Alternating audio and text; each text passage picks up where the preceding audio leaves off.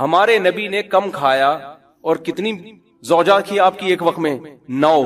صحابہ کم کھاتے تھے اور اتنی بھاری بھرکم تلواریں اٹھا کے میدان جنگ میں لڑتے تھے۔ اچھا، 3 کام جو مذہب نے بتائے ہیں وہ کر لو، سمجھدار ڈاکٹر بھی اسی کا مشورہ دیں گے انشاءاللہ۔ جو مذہب نے 3 کام بتائے ہیں نا صحت کے حوالے سے، وہ کر لو۔ نمبر 1، مذہب گوشت کھانے کی آپ کو ترغیب دیتا ہے تو کھا لیا کرو، ایسا نہ ہو کچھ تحقیق بدل جائے اور بعد میں کہے کہ جی وہ جو گوشت نہیں کھاتے ان کو ہارٹ اٹیک کا خطرہ زیادہ ہوتا ہے، ٹھیک ہے نا، ایسا نہ ہو کہ الٹا ہو جائے معاملہ۔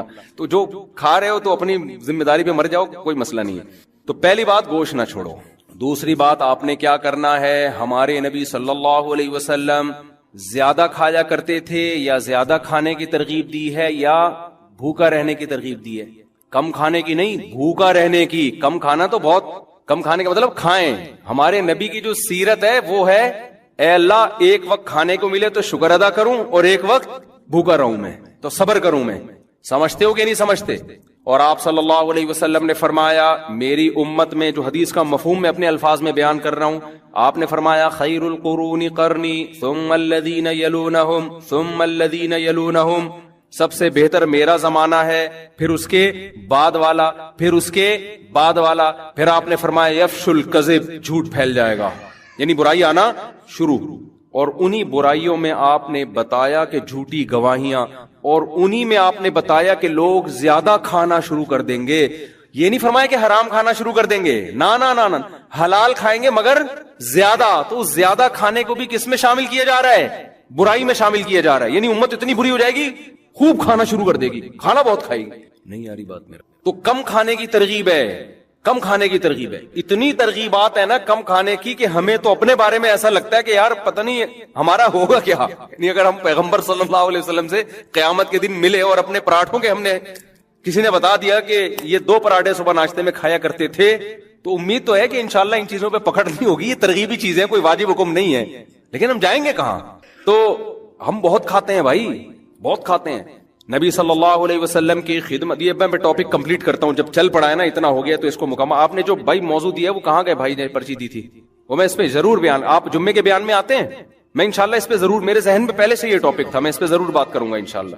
تو خوب سمجھ لو، دیکھو نبی صلی اللہ علیہ، ابھی صحت کی بات چلی ہے نا، تو اکارڈنگ ٹو اسلام کیا کہتا ہے اس بارے میں، وہ چند چیزیں نوٹ کر لو تو وہ آپ کو زندگی پر فائدہ پہنچائیں گی۔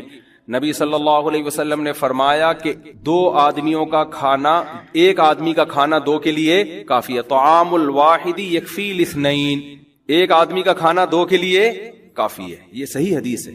جتنے میں 2 آدمی، ایک آدمی سیر ہوتا ہے نا، اس میں اصل میں 2 کے لیے کافی کا کیا مطلب؟ سیر تو نہیں ہوتے، لیکن جتنی آپ کو انرجی چاہیے، جتنا آپ کو زندہ رہنے کے لیے، ایک مناسب لائف گزارنے کے لیے جتنی خوراک چاہیے، تو جتنا ایک آدمی کھا رہا ہے وہ کتنے کھانا شروع کر دیں؟ 2 کھانا شروع کر دیں تو وہ کافی ہو جائیں گے آپ۔ اور ہمارے ہاں جتنا ایک کھاتا ہے، جتنا ایک کو کی خوراک ہے تو وہ 2 کی کھاتا ہے۔ وہ اس حدیث پہ کیسے عمل کر رہا ہے؟ الٹا، جتنا ایک میں سیر ہو جاتا ہے نا، حدیث تو کہہ رہے ہیں تم ایک میں جتنا پیٹ بھر جاتا ہے تو آدھے میں اس کا آدھا کر دو۔ اور میں آپ کو بتاؤں جب آپ آدھا کرو گے نا، پھر جو آپ گوشت کی یخنی پیو گے، اوہ جو ہمارے نبی نے یوم نہر میں، مزہ آئے گا آپ کو، صحیح ہے نا، مزہ آئے گا، مزہ آئے گا۔ تو آدھا کر لو اس کو۔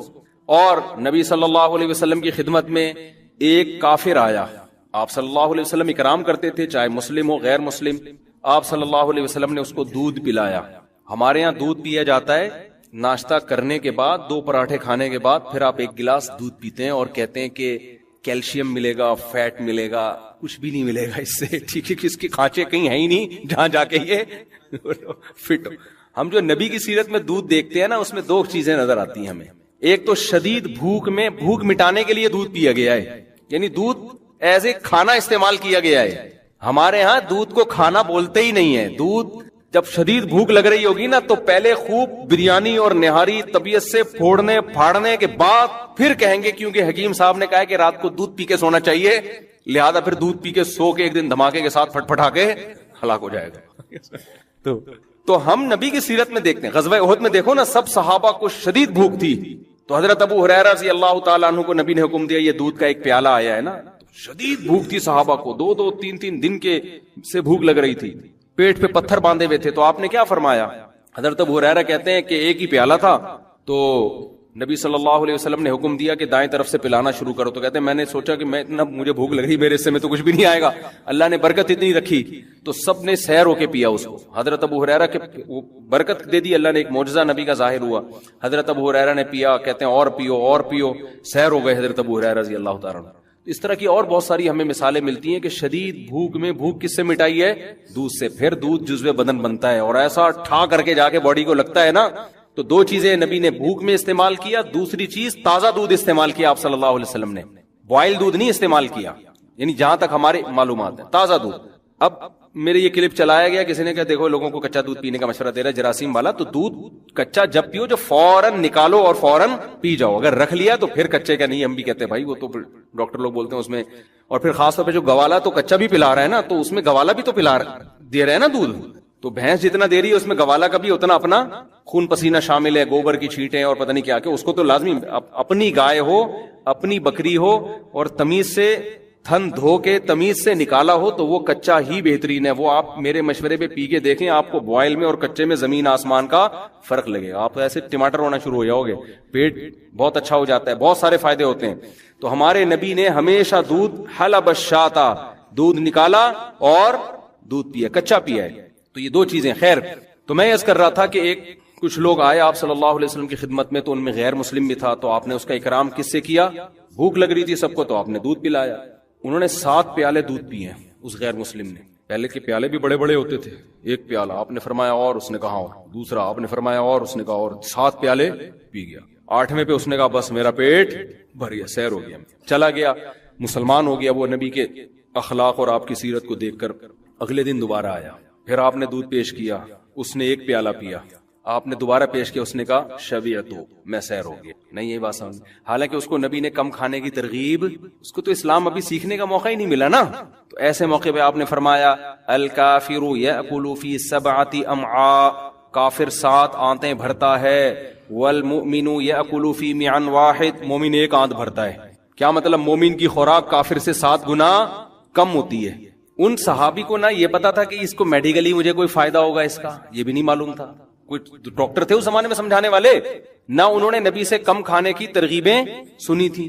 کیا مطلب؟ اب حدیث کا آج لوگ کہتے ہیں کہ آج تو کافر کم کھا رہا ہے، مسلمان طبیعت سے پھوڑ رہے ہیں، تو یہ تو معاذ اللہ حدیث غلط ہو گئی. پھر تو خوب سمجھو حدیث کا منشا کیا ہے، کہ مسلمان شہوت پرست نہیں ہوتا، کافر شہوت پرست ہوتا ہے، اس کی خواہشات رکتی نہیں ہے، تبھی کھایا جائے گا کھایا جائے گا. آج جو کافر کم کھا رہے ہیں نا، ان کو ڈاکٹر لے کر آئے ہیں اس پر، جبکہ مسلمان اگر کم کھاتا ہے ڈاکٹروں کے مشورے کی ضرورت نہیں ہے، اس کی ویسے ہی اللہ نے دنیا سے بے رغبتی رکھی ہے کہ بھائی کیا ہے سارا دن جگالی کرتے رہو بس. ٹھیک ہے نا، چند دیوالے ہو گئے، نیند بھی کم آتی ہے اس سے، انسان کم کھاتا ہے تو چاقو چوبند رہتا ہے. تو جتنے بھی ہمارے اکابر بزرگ گزرے ہیں ہندوستان میں، آپ دیکھ لیں ان کی خوراکیں بہت تھوڑی تھیں. کیوں تھوڑی تھی؟